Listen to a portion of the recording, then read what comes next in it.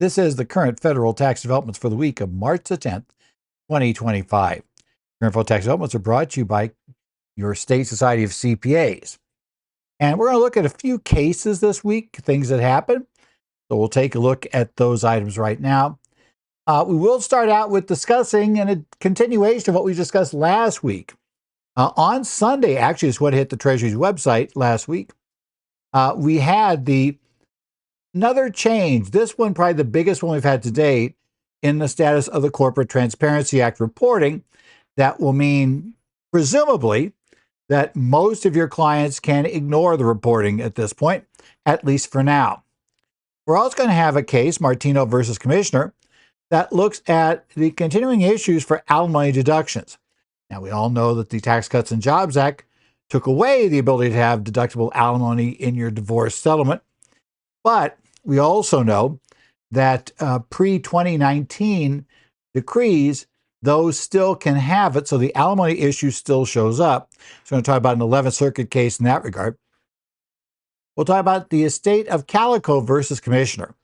That is an estate tax question that involves settlement payments paid from a Q-tip trust. And we'll talk a little bit about the unique details of that case. And while the tax court and the Court of Appeals have agreed that, in fact, the estate does not get any sort of reduction in the value of the included Q-tip assets, merely because the estate, or basically the trust, made a settlement payment. We'll talk about the unique nature of that settlement that may have a significant bearing on how this decision finally came down. We'll talk about the appeal of A. Markowski. Now, I know this is federal developments we're talking about here, but this actually is something that Congress could control but doesn't. We're going to discuss about when exactly you might decide, your client may discover that the state of California might come calling, asking for them to pay taxes on services they did, even though they never set foot in the state of California. In fact, have never set foot in the state their entire life. It's fine, but it doesn't stop you from paying taxes to the state of California. We'll talk about the CF Headquarters Corporation versus Commissioner case. This looks at taxabilities of grants received for 9/11 relief. Takes quite a while for things to work through the courts, but we've got that. And finally, the United States versus Gora, IRS levy enforcement, and how the tenant in this case apparently figured that she could just tell everybody she was paying somebody else. In essence, it's kind of an interesting case. Weirdly enough, it ends up with the person who owed the IRS money and who had the rent payments from their tenant basically levied, ends up on the side of the IRS in this case and testifies for the IRS. Because, it turns out that the tenant in this case, as we'll discover, was not paying anybody the rent. And she was telling her landlord, hey, I'm not paying you the rent because the IRS, I'm paying it to the IRS. And she then tried to argue the IRS that she didn't really owe the levy, which would mean she probably owed the rent, which means she's lying to the landlord, which, as you might guess, her believability and testimony kind of fell apart in this case. So we'll talk a little bit about that as well. So let's go on to what the big thing was that occurred basically a few hours after I recorded last week's update. Now, the beginning of it apparently took place before I recorded. Apparently, there was a back and forth on X that involved Elon Musk in the beginning.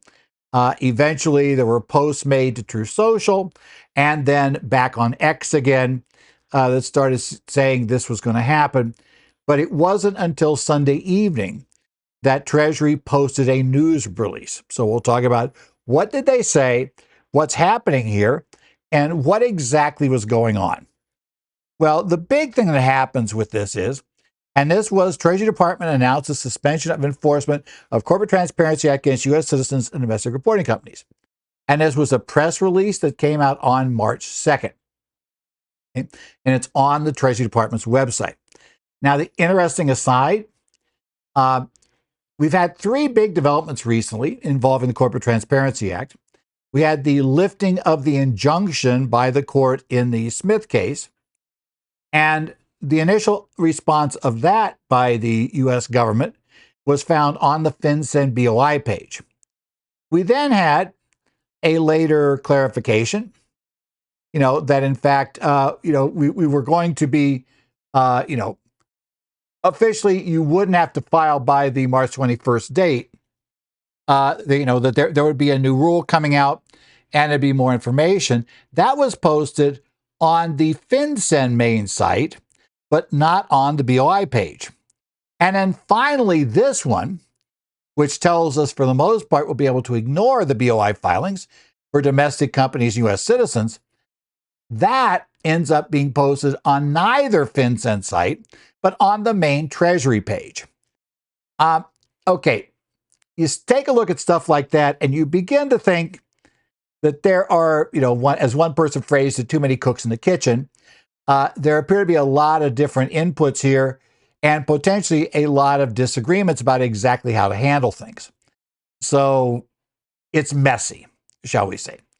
So keep your eye on this. But the key takeaway right now, though, is key. As the March 2nd notice said, issued by the Treasury Department, and which quoted the Treasury Secretary. So okay, we're going to go with that because the Treasury Secretary outranks the head of FinCEN in theory. So, we should have, in essence, going by that. That Treasury will not enforce any penalties or fines against U.S. citizens or domestic reporting companies or their beneficial owners concerning the Corporate Transparency Act.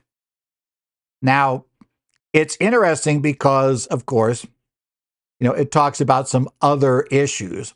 And it also goes on and says that they will issue a proposed rulemaking that will narrow the scope of the rules to foreign reporting companies only.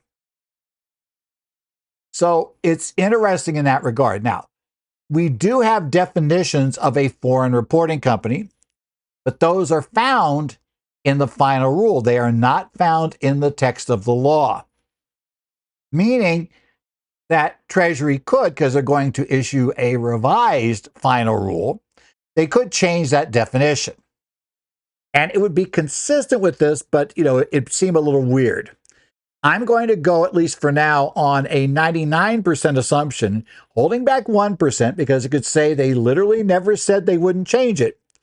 But I'm going to go with the 99% rule and saying that a foreign reporting company will be what's defined in the final rule we have now. They could change it, though. I mean, theoretically, they've never told us they wouldn't. So sometimes when you read these releases, especially when you have disagreements that appear to exist, internally in the agency, you sometimes have to be very careful not to overread something or try to figure out how could somebody else come in, change something, and be able to say we're not being inconsistent, things like that. But let's talk about this particular program. As they said, they tend to issue proposed rulemaking, and again narrow the scope of the rule to foreign reporting companies only.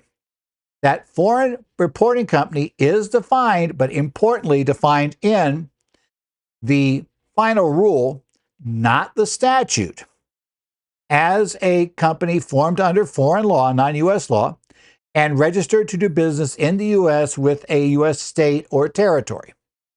That's our definition, or basically, or an Indian nation. Any one of those will count you as a foreign reporting entity. And apparently the reporting we're looking at now will be those are foreign reporting companies only, and it will be their basically beneficial owners, which may or may not include U.S. citizens. That's also not clear from this. I mean, the news release does say U.S. citizens won't need to report, but it seems a little weird that one of the suspicious things somebody could do if you're trying to launder money and set things up would be to set it up as a foreign company, a foreign entity, right? Or let's say one of those things. And so you'd think that those people would need to be identified. But again, we're all speculating until we actually see the proposed rule. And the proposed rule, there's no guarantee except sometime this year when we're going to see the proposed rule and, what's going to be in it. So for right now, as I said, everything we're going to say here, we've got it on a press release right now. Technically, a press release does not have force of law, but presuming they're not idiots, right? Because it would be kind of political suicide to put that out and then say, oh, sorry, the rule was this, you just didn't follow it. Yeah, it would seem a little weird to go down that path. So we're going to assume that, yeah, this is the direction we're going, right? It would make sense. But we don't know what's going to be in that proposed rule. And I'd have to say, because it's not out yet, there's at least some, yes, it would take a little time to draft it. But you would think, in theory, this administration has known, since January 20th that they did it. And yes, I realize our Treasury Secretary didn't get confirmed until recently. But again, it would seem like the language should at least have some basic version going. So hopefully we'll see it soon. We'll phrase it that way. Now, this does leave some lingering questions, right? As I said, there is uncertainty remains because we know that the details of that final rule is going to be the key. The law depends on the details in the rule. And right now, because we don't have the rule, it's going to be a little tough for us to say that we've got these details, right? As I said, to me, the one thing I would worry about most is, are they going to retain the definitions found currently in the final rule now found in 31 CFR 1010.380 E1II, which has the definition of what is a foreign reporting entity. As I noted, the statutory text does not have that name. Now, it talks about foreign entities having to do these things, etc., but it never uses that term. So that term is one created by the rule. And as I say, my concern there is because the terms created by the rule, we have to be aware that the rule, we're going to revise the rule.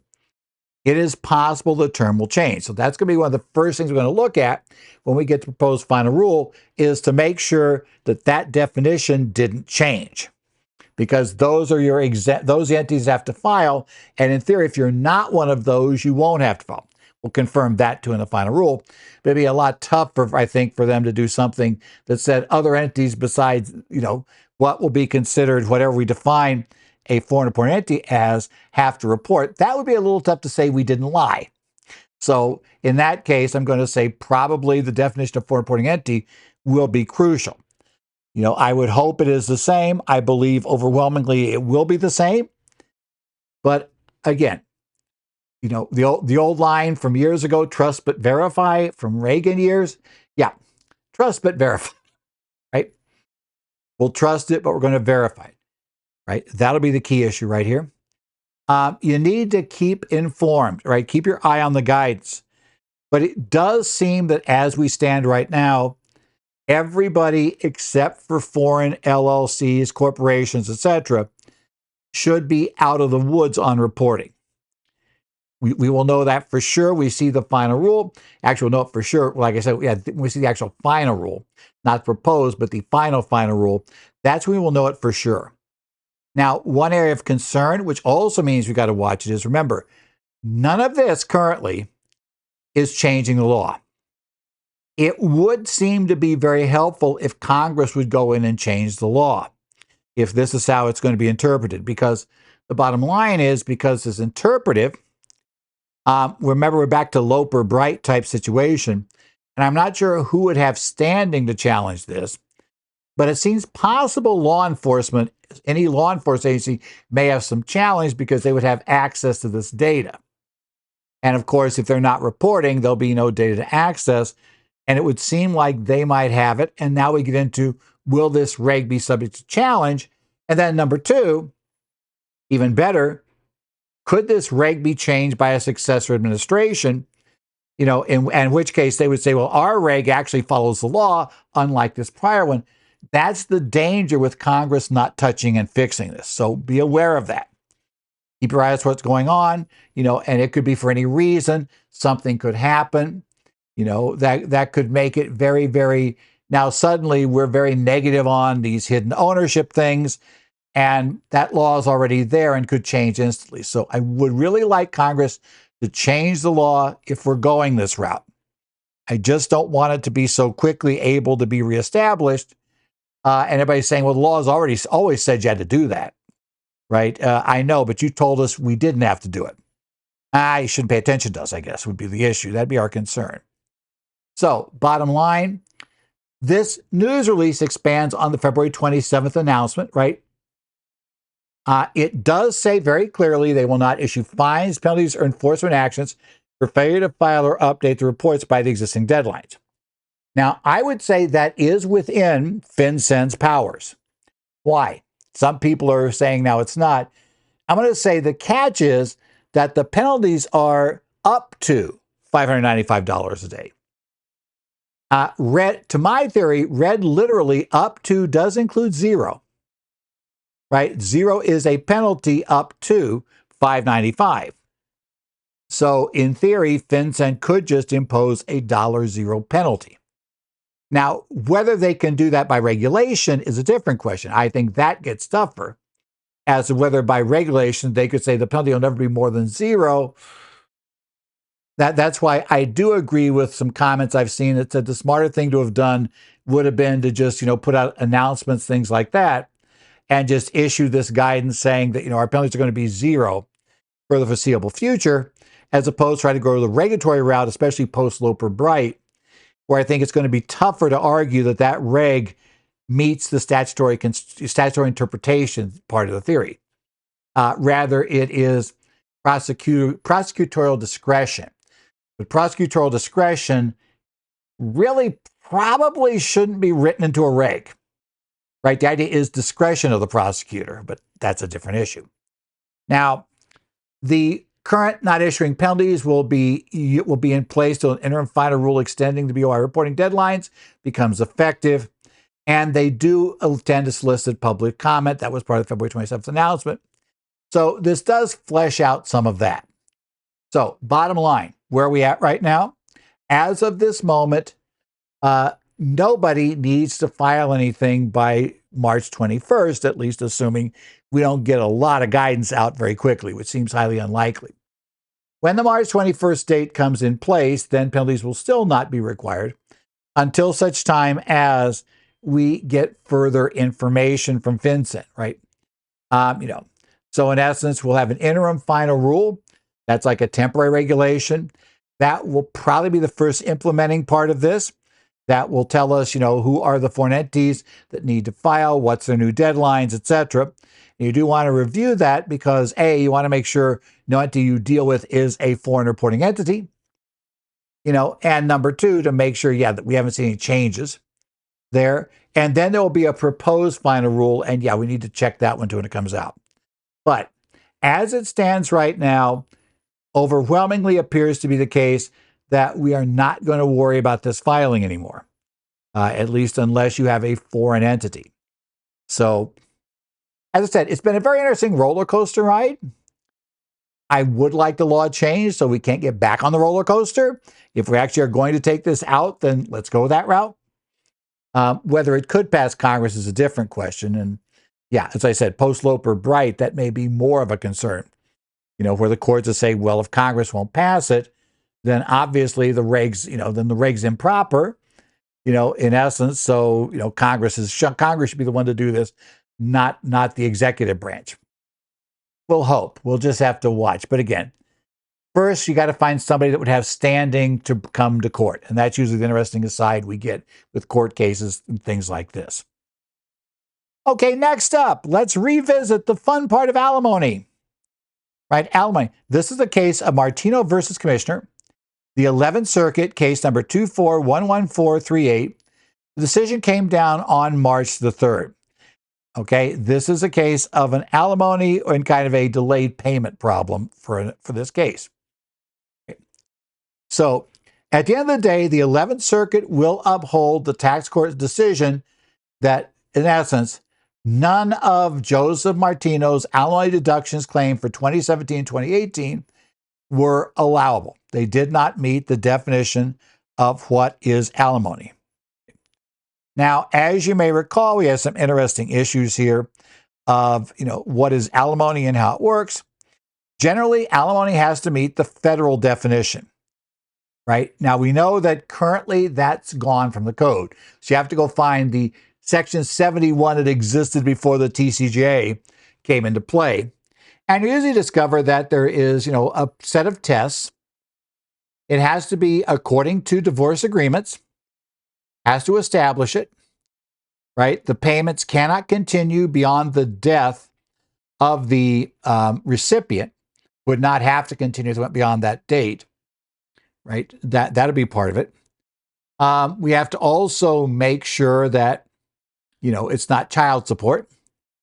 And we also have to make sure, that the payments in this case were never labeled as amounts that will not be considered alimony that is taxable to the recipient and deductible by the payor. And those are all things that are part of it. Now, in their divorce years ago, Martino and Roberts, the former spouse, reached a settlement agreement. One of the big things in here, in fact, by far the biggest, was that there was going to be payments that generally for a non-taxable equitable division of marital property. And one of the big things in here was that Martino, the taxpayer in this case, was to gain sole possession of their house in exchange for a $2.2 million payment to his ex-spouse, right? He was also going to pay $3,000 per month as taxable periodic alimony. Now, this was a settlement agreement. The divorce decree incorporated the agreement, right? That would be part of what went on. Now, there were some payment problems and issues, so further litigation took place. And eventually, a consent order modified his obligation for the payment for the marital residence to be $3.5 million paid in installment.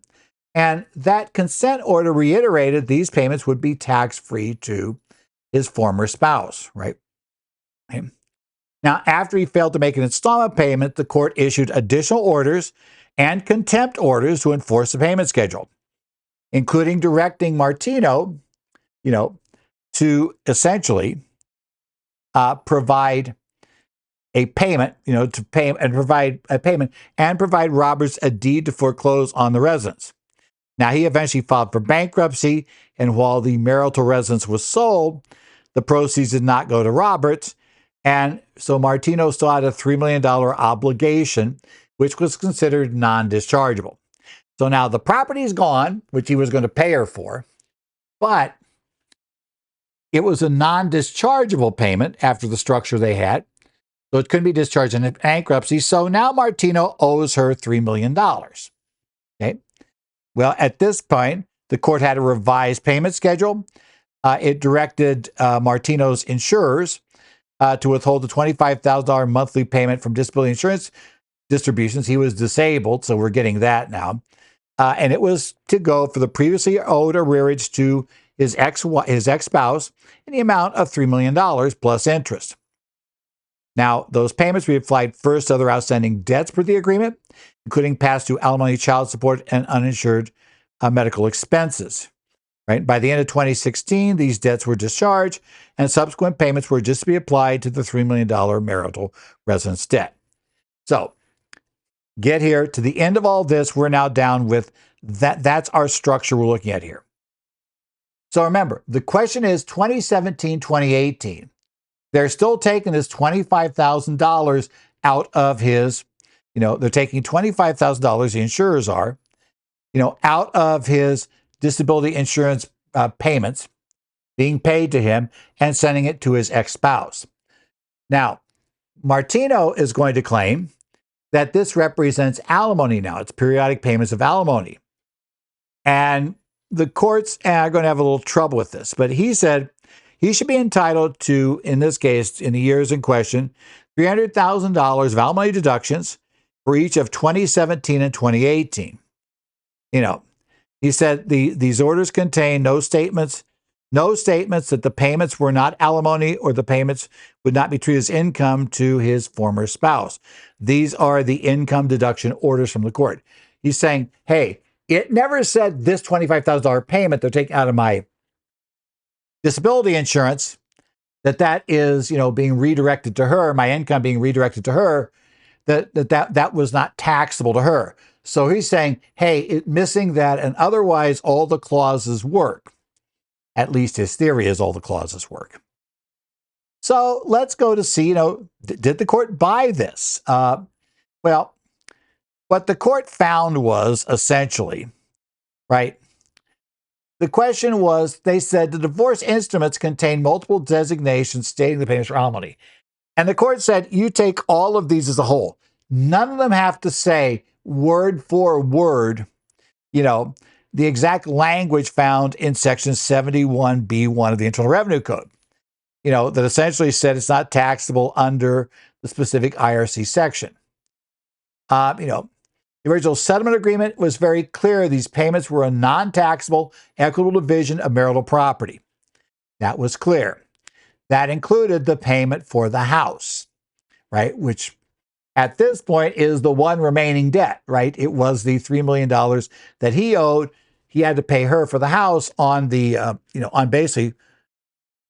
the levy against it that he had to do. So she had a lien against it for $3 million. He had to pay on that. And that was really continuation of the property settlement. They said, and they say it is because you don't just take that one document that he's paying $25,000 on in isolation. You look at the entire history of what led up to that. And the court said, it's very clear. That was meant to be the property settlement. It was never intended to be the alimony. Yes, it could have paid alimony, but everything related to alimony was discharged by the end of 16. So all payments in 17, the only thing remaining that he was paying on was the property settlement. And the court did reference Section 71H, 71B1B, form of this case, and it said, as long as these agreements in general, and they say you take all the agreements together, it designates such payment as non-includable in gross income and not allowable as a deduction, that was good enough. It said, yes, they didn't have that word for word, but the implications were clear, and none of this changes that. So, gang, sorry, sir, but you're not going to get a deduction. Next up is the estate of this case, Kalikow, right? Kalikow, I guess it is. Pearl Kalikow versus Commissioner. This is a Second Circuit Court of Appeals case. Case number 237957, that was decided on March 4th. And this is the question about the value of the assets, including her estate, under a, Q-tip trust. So the Second Circuit affirmed the tax court judgment that the settlement liability did not reduce the value of the trust assets that had to be included in her estate under the Q-tip arrangement. Okay. Now, what brought this up is something that, unfortunately, we've seen a number of times in this type of background. So, Pearl was the beneficiary of a Q-tip trust, the SK trust, that was established by her deceased husband, Sidney Kalikow, right? Now, this SK trust consisted primarily of, I believe it was 10 income-producing rentals, right? So in essence, right, it had 10 rental properties. They were inside the Q-tip trust. By the terms of the trust, the income from that trust would be payable to Pearl for her life, right? At her passing, the trust then would go on to the kids. And again, because presumably they already had fully funded a bypass trust, they made sure that in this case, she made the Q-tip election, right? In essence, because otherwise, the reason you make Q-tip election is you have a trust that would otherwise, in this case, have qualified as a bypass, which would have meant, it would have been excess amounts transferred at the first death. Remember, because we do a bypass trust in order to treat these as transferred at the first death, but still have income surviving spouse. So now we've got the rest of this. So, to allow her to still have income from these 10 rental properties, but treat them as nevertheless not being transferred at her husband's death, because then there would have been a tax to pay on the estate. They treat it to include it in her will, right?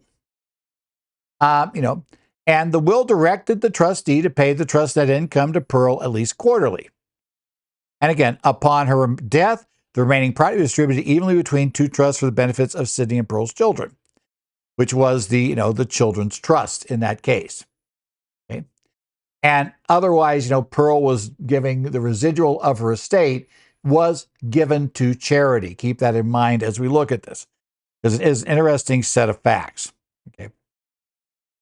Now, what had happened was that even on large estates like this, people sometimes don't necessarily follow the trust agreement perfectly.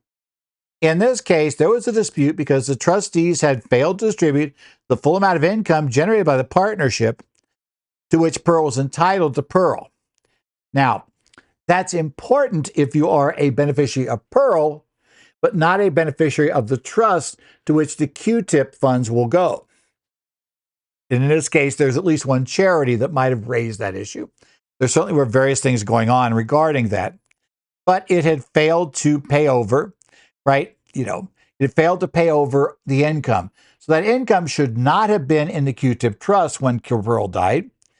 Those assets equal to that income number should have been transferred to her personal ownership, and therefore would have presumably ended up being part of her estate at her death.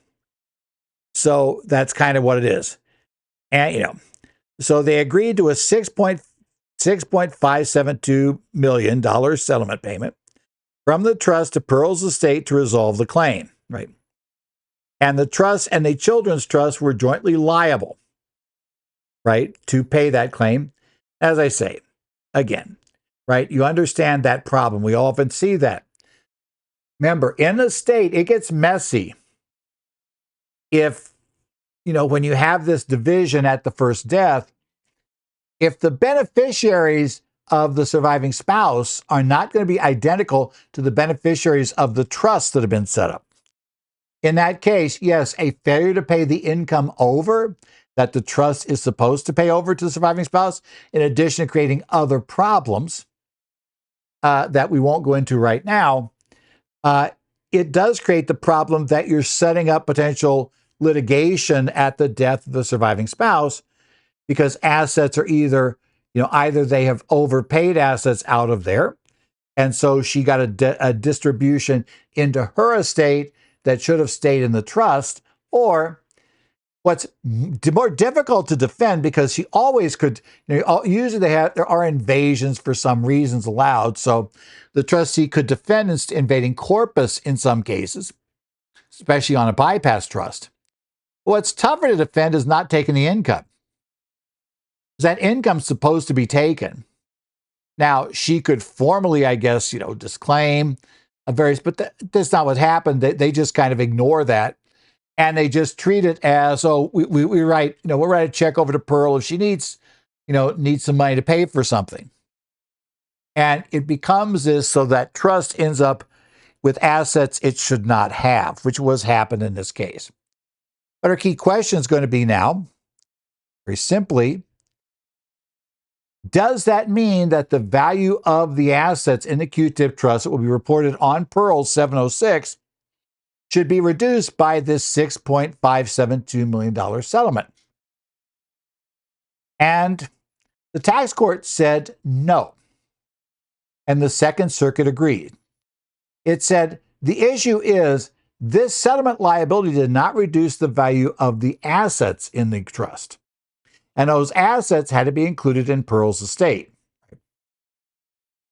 The court said the trust was a separate legal entity from Pearl's estate, right? The trust was separate. The estate had a right to assets in the trust. So the trust was some assets in there. It had certain rights there. It's a separate entity. The liabilities did not encumber the assets. The assets still got transferred, right? And the settlement payment would be subjected to a charitable contribution deduction. Again, yes, Pearl might have, they said, look, she's still going to get a deduction over there, so it's not double taxed, right? Because we're not going to tax it, twice, is what they said. It got rid of that whole theory of double taxation, because only the underlying assets would be taxed part of her estate. The settlement payment is part of her residuary estate, which she bequeathed to a charity, the Sunshine Foundation. The estate gets a charitable contribution deduction for the amount of the settlement payment rather than it being taxed at all. Nobody got taxed on it. Okay. Now, that was kind of a useful fact the court pointed out.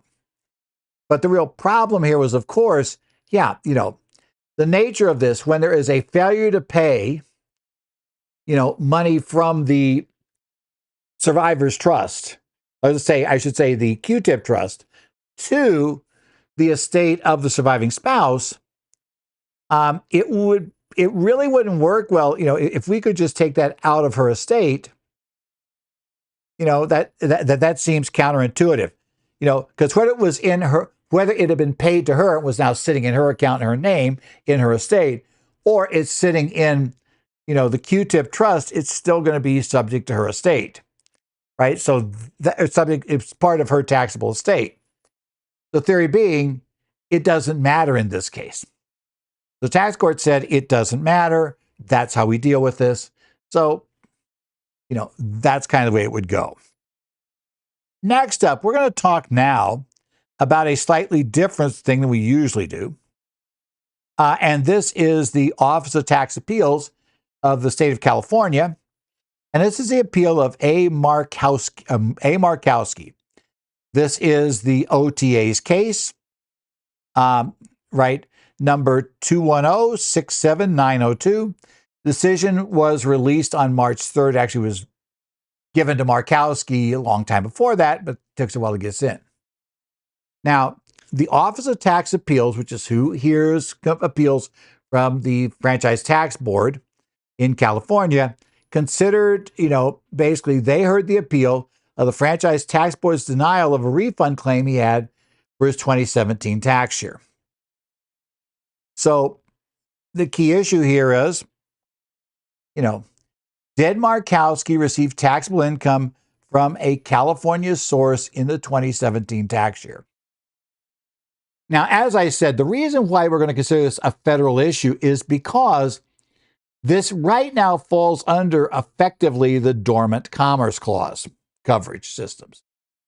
And that is what exactly the Commerce Clause of the U.S. Constitution, which the Supreme Court has pointed out in sales tax for sure, and there's no reason it wouldn't apply to income taxes, allows U.S. Congress to limit what the states can do regarding interstate commerce, which includes taxing items that are part of that.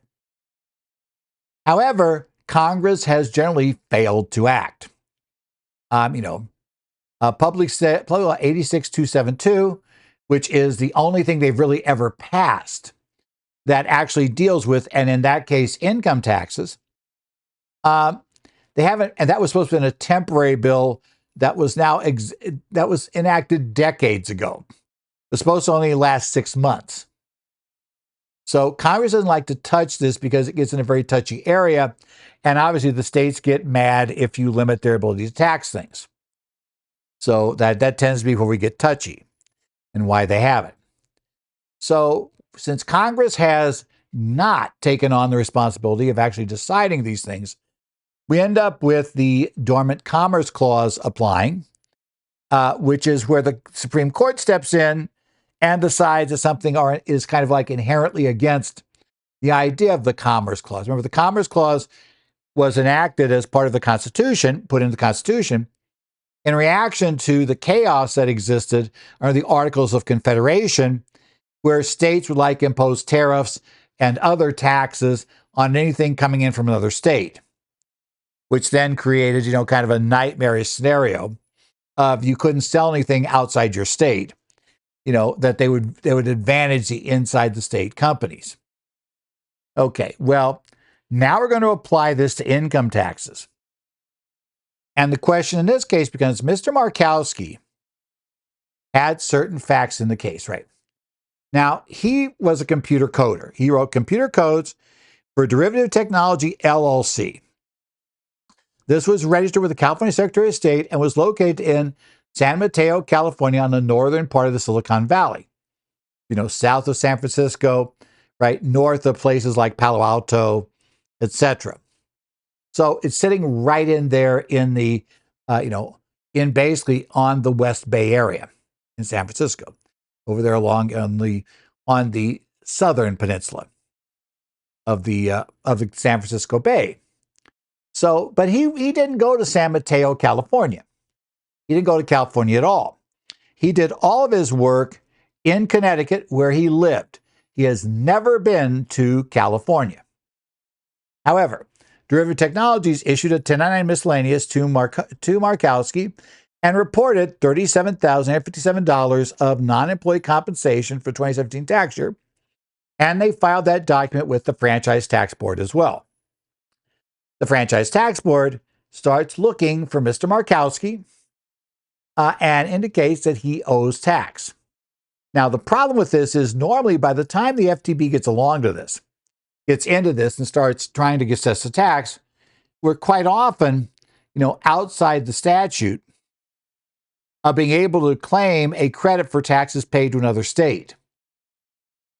So that's the big problem of discovering that your client, let's say your client's sitting there in Connecticut, you thought, hey, he's in Connecticut, he's doing all of his work in Connecticut, all of his income is from Connecticut, so only a Connecticut income tax return is prepared. The problem is, if in fact there is another state that is able to successfully tax him, if your statute's closed, which it almost certainly is by now in Connecticut, we're getting a credit for taxes paid to California. And in vast majority of cases, except for the states of, Oregon, Arizona, Indiana, Virginia, aside from residents of those states, your credit's going to go on the state you live in. Those states and California have a really weird set of rules that give us backwards credits. Don't worry about that if you don't deal with those states, because you have to live in one of them and have income from another. And then the backwards credit problem comes up. Those of us here in Arizona know all about the backwards credit problem. Those in California, Oregon, etc., know about it. Virginia runs into it less often because the other states aren't nearly as close, and Indiana, the other states aren't geographically really close to them. But out here, Arizona, California, Oregon, we run into this issue with a regular basis, shall we say. We tend to have it. But that's not your problem here. And the interesting part about the backward credit is there it actually doesn't matter, because the credit would end up on the California return, credit for taxes paid to Arizona, and those taxes were paid timely, so we're good. But that's going to help Mr. Markowski, because he doesn't live in Arizona or Oregon or Virginia, right? Or Indiana. He lives in Connecticut. So the real question was, he reported his income on his federal return. He did not file any tax returns with the state of California, believing, I did all of this in Connecticut. Why would I owe tax to California? And if Mr. Markowski had been an employee of Derivative Technology, he would have been right. He could have done this coding as an employee of Derivative Technology, and he was in Connecticut. California would not have taxed him. Now, don't say that means no other state would tax him. If he'd done work for a company in New York as an employee, yeah, then we get into a whole nother mess called the convenience of the employer rule that New York applies. Different rule. But California says if you're a sole proprietor, that's a business operation, and we don't apply the employee style rule. Rather, we apply a business rule. And not necessarily the one that you might get from reading right away, because California seems to have a pretty generous exclusion of, well, sales don't count to get over $500,000, as I recall. Except the law is written weirdly, and there is a second way in, which they use in this case, right? What they said was that Mr. Markowski, right, essentially received taxable income from a California source, right, in this case. And what they ruled was, the sourcing options, if you have a trade or business, right, that you carry on as a unitary business within and without California, you must apportion the income, right, in this case. And this requirement is found in Regulation 17951-4C of California's basically Revenue and Taxation Code. You find that, you've got it. It's where it's at. Now, the catch there.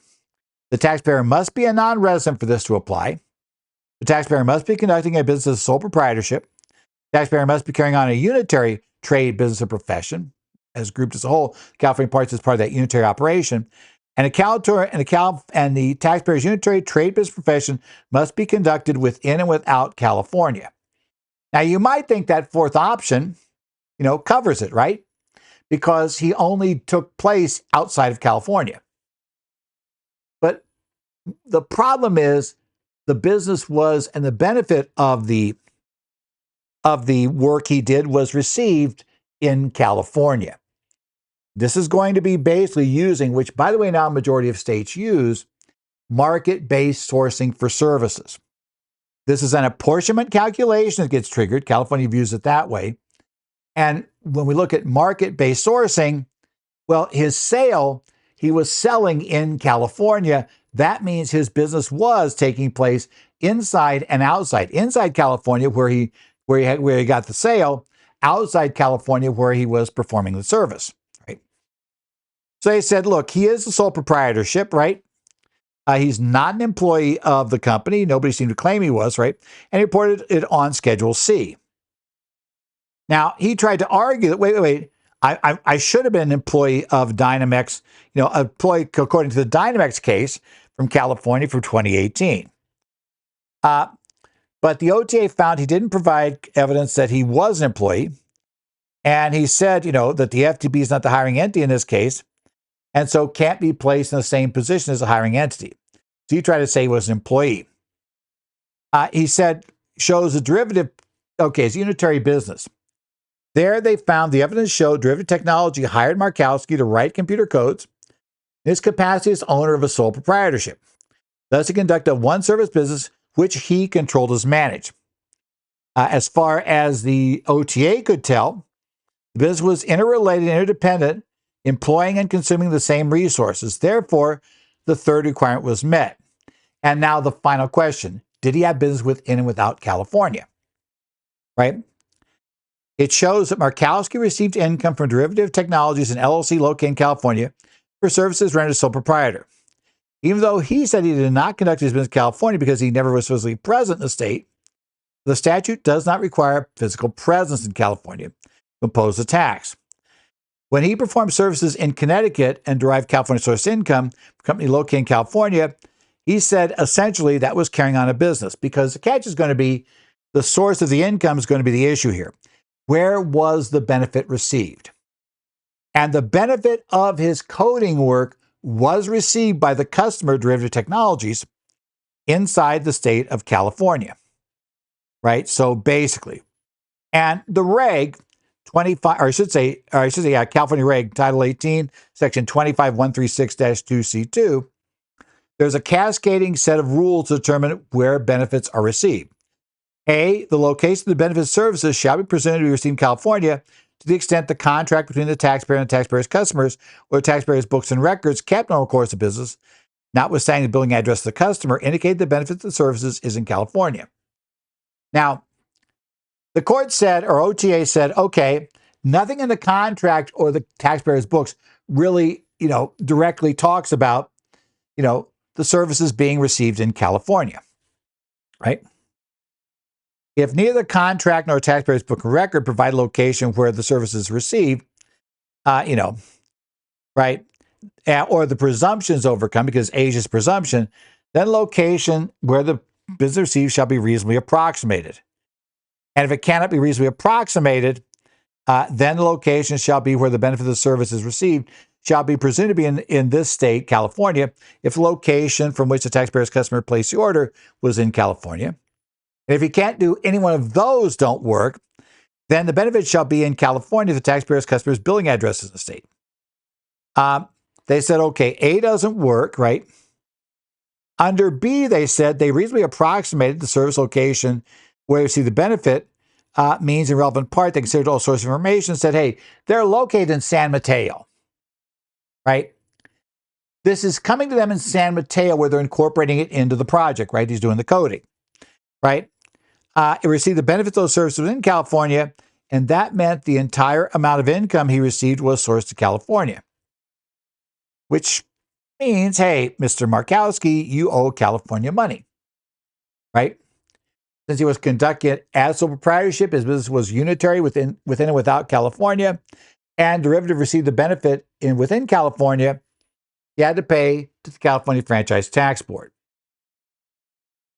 This has come up now. California has done this because they won a few years ago against an Arizona writer who had been employed, I believe it was in the basically in the entertainment industry. He had been, tasked to write a script or whatever, and they got him. He was only in Arizona. They picked him up there.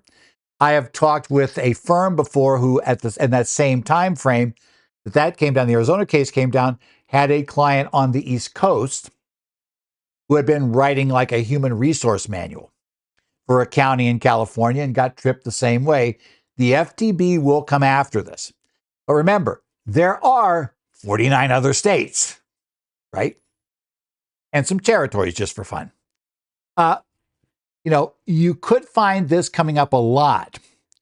It is becoming more interesting. As I said, for employees, most states only consider where the employee is actually physically performing the work, but most does not mean all, with a huge exception being New York and a couple of other states where you get this convenience of the employer rule. State taxation is messy, and especially where services are involved. State income taxation. So, take care, keep your eye on this, but especially be aware because the Franchise Tax Board in California is definitely looking for these cases, right? It's come up too often. So we definitely have a problem here with the Franchise Tax Board. Next up is a taxability of grants cases, CF Headquarters Corporation versus Commissioner, right?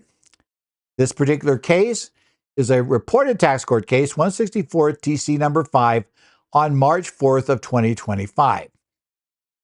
And this was a question whether a corporation had to include over $3.1 million of grant proceeds related to 9/11 relief had to be included in its gross income for 2007. That was its takeaway. Okay?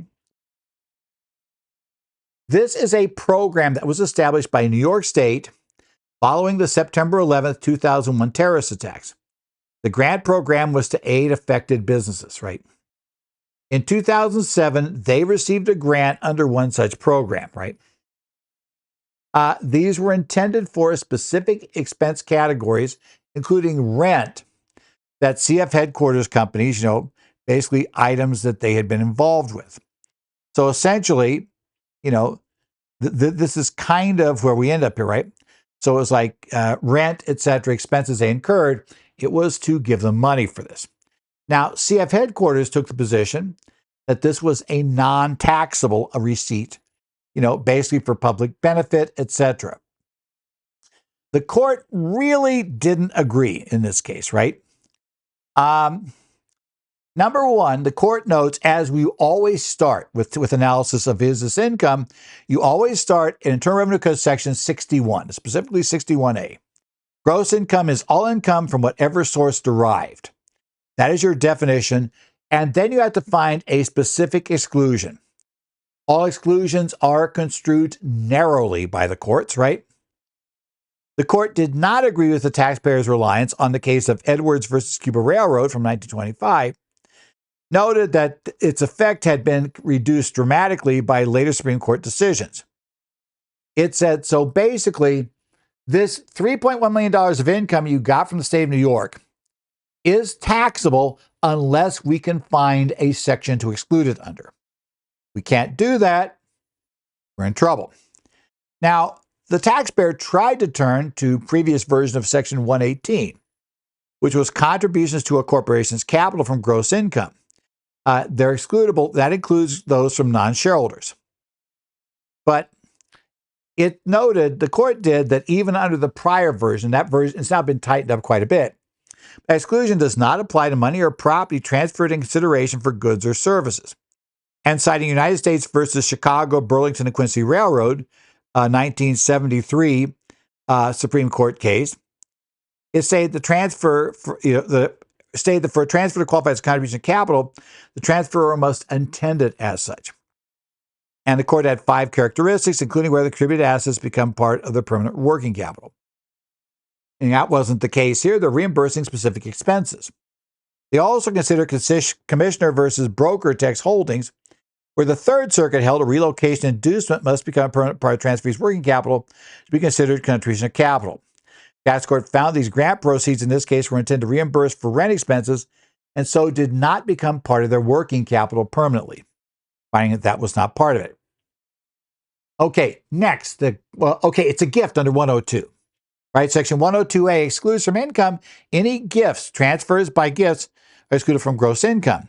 And determination whether a transfer is a gift depends on the transfer's or I'll get the words out right here, intent. What was the intent of the state of New York? Now, citing Commissioner versus Duberstein, another Supreme Court case from 1960, it was noted that a gift must proceed from detached and disinterested generosity. In this case, they found that New York's motives was not detached generosity, but the pursuit of increased employment commitment from those receiving the grant. They also reviewed the funding legislation and the legislative history of this thing, and they said that it did not possess the requisite donative intent. The court also stated that Section 139A. So finally, the taxpayer turned to Section 139A. A payments made as a qualified disaster relief payment. Very quickly, the Second Circuit got rid of that one, noting 139A only applies to individuals, not to corporations. This corporation cannot qualify under those rules. Okay?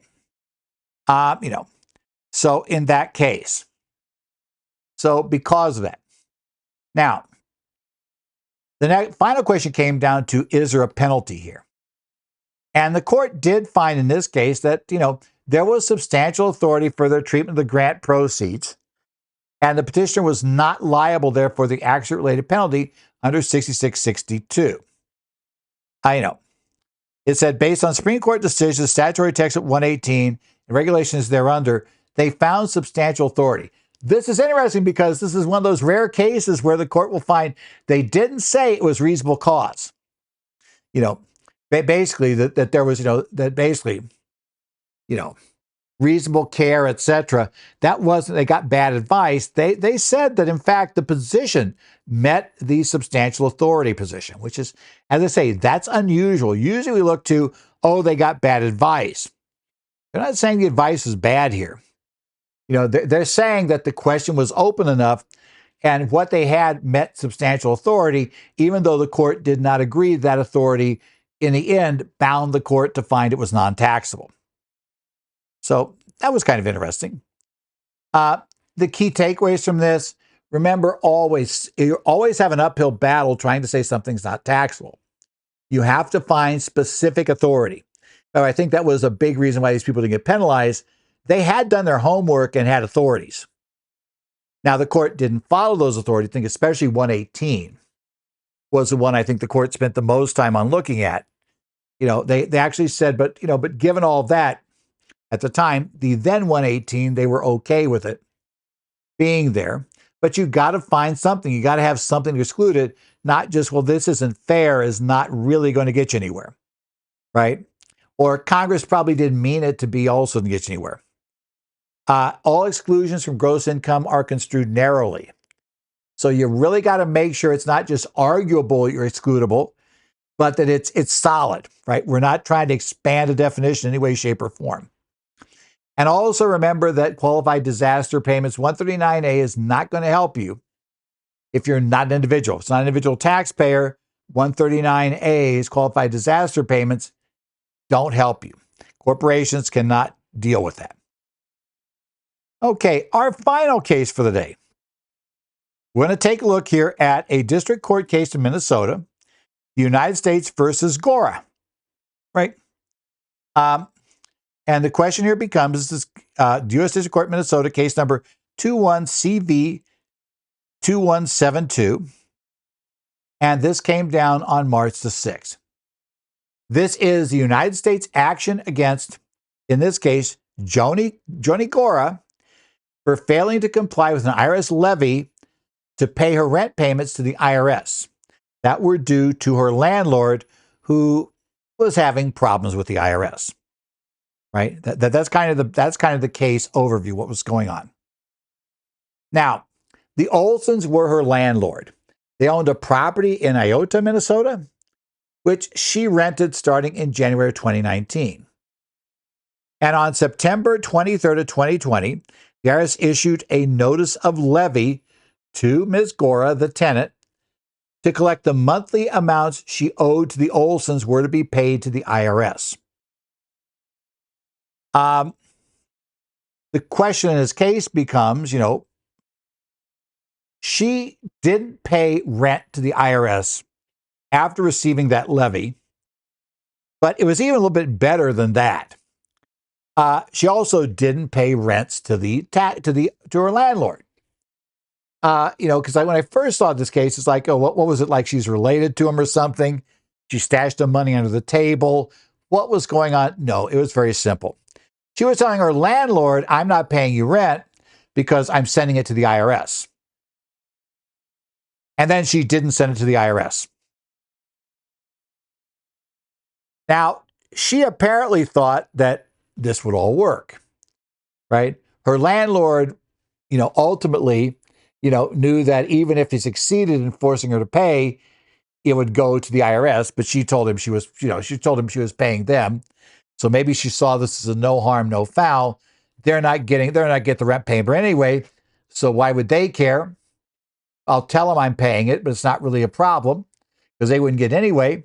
And then she just didn't send it to the IRS. And her theories were a little weird about why she didn't have to send it. But what becomes interesting is that Mr. Olson becomes a key witness for the IRS in this case. You might wait, he's not going to get the money. No, he's not getting the money, but he would get credit for what she paid. If the IRS wins and collects this money from her, it will reduce what he owes, right? And, that's basically, as far as he's concerned, a win, right? It reduces what he owes. So unfortunately, Ms. Gora also discovered that there are consequences to not honoring a levy. Right? Now, in essence, the court found that she's liable to the U.S. And a lot of the problems came up with she did a lot of things that really compromised her credibility with the court just hugely, okay? Right? Her lease was a month-to-month arrangement that, by the time we got to September of 2020, it was $1,150. It didn't start out there, but it got to that point over time. Again, she had the notice of levy. It was sent with a cover letter explaining their obligations to respond, and this levy attaches to all future rent payments. Now, Ms. Gora spoke with the IRS revenue officer around October 8th of 2020. She understood she was obligated to make her future rent payments to the IRS. Now, she claims she sent the IRS $1,150 each month for 5 to 7 months, starting October 25th, 2020. However, the IRS never got those payments. She notified her in January and July of 21 they're not receiving payments. Now, she provided the IRS, Mr. Olson, and later the IRS with documents she claims were bank statements showing the checks being cash. But she later admitted these weren't official bank statements, but were personal spending documents. So she said, here's proof I paid it. I wrote a note that said I paid it. After telling people these were bank records. Yeah, didn't really do that. Okay. Now, she claimed that she and her landlord agreed she'd pay rent in cash starting in June 2021. But he testified she did not make a rent payment to him after September 20 payment for October 2020. So after the levy went in place, she never paid him anything. And the court believed him because she had lied, right? She conceded at trial there were no true bank statements. She never got actual bank statements. She didn't try to get actual bank statements, right? Showing payments made after she stopped paying via Venmo. And she paid with Venmo and Cash App, and therefore the court said you had paid before using that. I believe you would have continued to use it. So, we think you're lying that you didn't pay cash, right? And therefore, None of her payments were delivered to the IRS. None of them came out of her account. Now, what she argued was that because she didn't have a written lease, right, when the levy was issued, because no obligation exists at the time of the levy for her to pay rent, or live there beyond the next month, that she was not liable to the U.S. or subject to a penalty. The court didn't really accept that view, right? It says essentially that the fact that it was a month-to-month rent didn't really change anything, right? And there's a long citations they've got. Let's look, and I should go over all of her stuff first, what she said. She then contended it was not legally effective beyond the next month's rent because the rent was issued through the month-to-month nature of the lease. And she said her argument concerning legal effectiveness of the levy to attach to a month-to-month lease constituted a reasonable cause for failing to surrender the property. So what she's saying is, well, it's a month-to-month lease, so you can't levy what I'm not liable for. In theory, stating the IRS have to get her ahead of paying the rent every month and issue a new levy. And then she contended, because, by the way, the penalty for not turning over money that you have due to a levy is 50% of the amount you should have paid the IRS, in addition to having to still pay the IRS the money you should have transferred. So she has to get out of that penalty too if she owes the money. So she's saying, well, her argument concerning legal effectiveness of the levy to attach to a month-to-month lease, well, that was reasonable cause for failing to surrender the property. The court wasn't going to buy any of this, right? As the court noted under Section 6331 of the Internal Revenue Code, the IRS can levy upon all property and rights to property of a delinquent taxpayer. Which states the levy only reaches, and this is Regulation 301-6331-1A, tells us the levy only reaches property possessed and obligations which exist at the time of the levy. And obligations exist when liability obligor is fixed and terminable, although the right to receive the payment may be deferred until a later date. Like they said, the court also noted a pair of cases, one from the Sixth Circuit, one from the U.S. from a district court in Minnesota, noting the service of the notice of levy reduces property or property right to the constructive possession of the United States, and the third party must surrender it. So the minute the levy was issued, that rent payment that she owed every month was the property of the U.S., not the property of Ms. Gora. So Ms. Gora was illegally holding on to government's property. Okay. And of course, there is a direct liability for the third party. 6332D1 in this regard says it, as does a case of Heaton versus YRC from Minnesota, also mentions that. So essentially, she could comply with the levy. It wasn't a problem. They also reference Minnesota state law regarding tenancies at will that would cover this. And it just, the actual unqualified contractual right to receive property is a property right. And essentially, as long as they could determine, be capable of stating the determination requires the sum be capable of precise determination in the future. So we also had other cases, KMG Props versus IRS, essentially from the West District of Pennsylvania in 2009, United States versus Halsey from the Central District of Illinois of 86, which simply addressed month-to-month leases and included the levies attached to the obligations under those month-to-month leases. And, said essentially you owed it all, right? And as far as the penalties go, it said, no, we don't believe that you reasonably tried to figure out the law. You simply were scamming everybody effectively.